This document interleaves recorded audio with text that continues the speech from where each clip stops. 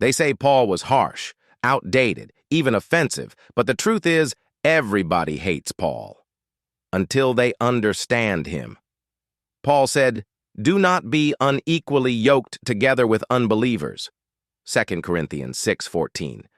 And people hear that and think, there goes Paul again, judging everyone, telling Christians to avoid people who don't believe exactly like them. But that's not what Paul meant. He wasn't preaching isolation. He was warning against influence. The phrase, unequally yoked, comes from Deuteronomy 22, where farmers were told not to plow with two different animals under the same yoke. Why? Because they'll pull in opposite directions. They'll strain the work. They'll hurt each other. That's Paul's point. He's not saying don't talk to unbelievers. He's saying don't tie your life so tightly to someone who walks in the opposite direction. That applies to marriage, yes, but also to business, close partnerships, deep friendships, any place where values clash and worldviews compete. Paul asks, what fellowship does righteousness have with lawlessness? What communion does light have with darkness? What agreement does the temple of God have with idols?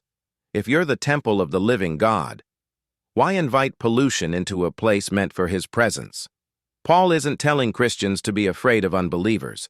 He's telling them to guard the influence over their thinking, their calling, and their character. You might think you're strong enough to handle it. But Scripture warns, bad company corrupts good character. 1 Corinthians 15:33. This isn't about superiority. It's about spiritual clarity. You can't walk toward Jesus and be tied to someone walking away from him. You might not like what Paul said, but once you understand him, you see he wasn't closing doors, he was protecting hearts. Everybody hates Paul until they understand him. If that helped you see the wisdom in his warning, like, share, and subscribe, don't forget to turn on your notifications and come back for the next one.